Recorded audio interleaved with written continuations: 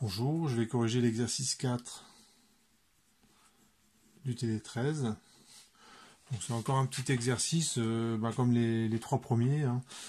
Donc on applique des résultats du cours directement. Donc c'est un mélange de gaz parfait. Vous avez de l'hélium, du néon et de l'azote, du diazote, pardon. Et on a un volume de 10 litres pour le ballon, une température de 25 degrés Celsius et on vous donne la masse de chacun des constituants. Et ce qu'on vous demande, c'est les pressions partielles puis la pression totale de chaque constituant. Donc je vais recopier les données de l'énoncé. Donc j'ai recopié, voilà, donc j'ai simplement repris les données de l'énoncé. J'ai calculé les nombres de moles de chaque constituant. Donc pour l'hélium, c'est 5 grammes divisé par la masse molaire, donc c'est 4 grammes par mol. Donc ça fait 1,25 mol. Pour le néon, c'est 4 grammes divisé par 10 grammes par mol. Et ça nous fait donc 0,4 mol. Et pour le diazote, donc il faut faire attention, c'est 2 atomes d'azote par molécule, donc c'est une masse molaire de 14 grammes par mol, donc c'est 7 divisé par 14, donc c'est 0,5 mol.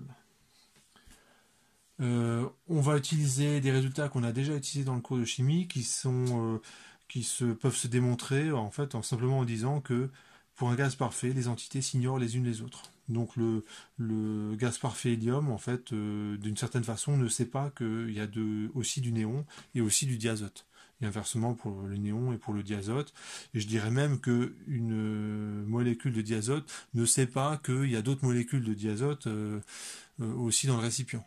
C'est ça le modèle du gaz parfait. Les entités n'interagissent pas entre elles, donc elles s'ignorent complètement. Et quand on a écrit ça, en fait, on a ce genre de relation. La pression partielle, c'est Xi fois P total. Xi, c'est la fraction molaire.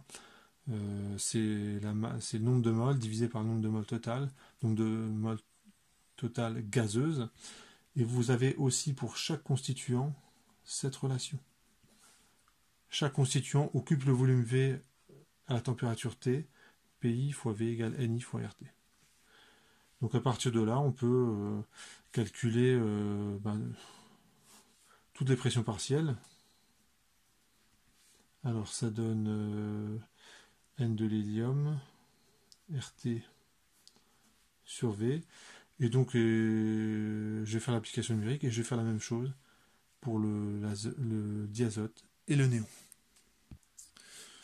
Voilà, donc j'ai fait l'application numérique pour le Pascal. Donc on a quand même 309 000, donc c'est environ c'est 3 bars, 3,0, 3,1 bars.